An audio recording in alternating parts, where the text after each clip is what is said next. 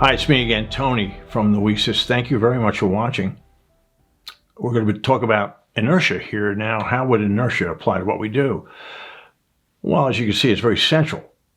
Inertia is the tendency to remain unchanged in the absence of an outside force.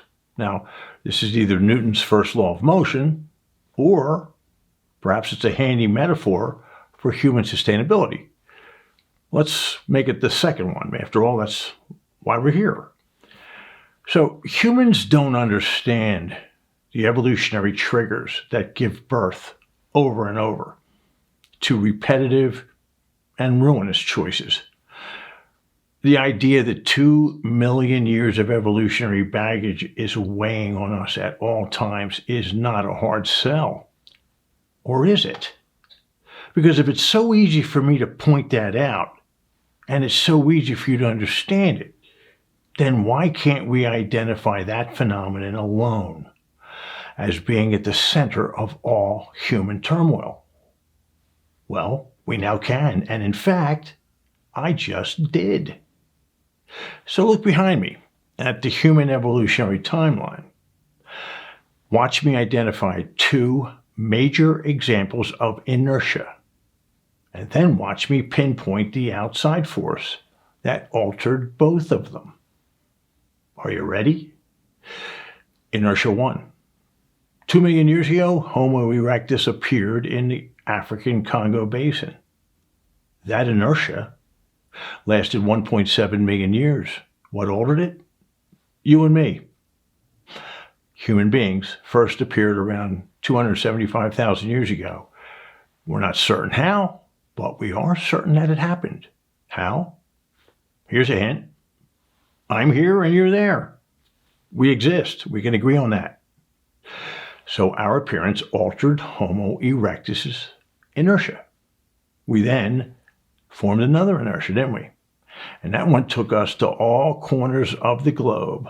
We arrived in North America only 30,000 years ago. That long inertia was also altered by a traceable event. What was it? It must be something hard.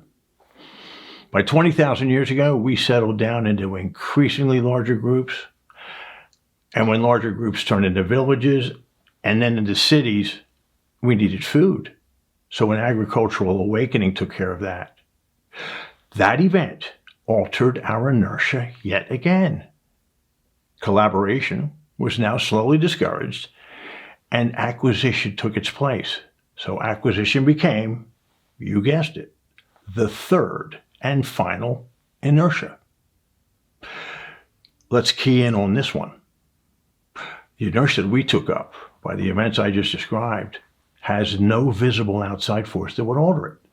And to complicate matters, this inertia, this churn of endless acquisition, has never once succeeded. And what gives me the authority to make that statement? Start here. Every human culture that featured this current inertia, one of frenzied acquisition, has enjoyed an average run of about 350 years, and all of them collapsed by eerily precise events. And then a not-so-funny thing happened. We start the whole thing over again. Folks, what doesn't understand itself can never alter itself. So the result is guaranteed failure, not by choices, but by things we don't understand, namely evolutionary mechanisms, way too many to count. No blame or judgment applies here, folks. Noēsis is here for the job of altering this inertia, if you'll let us. Thank you.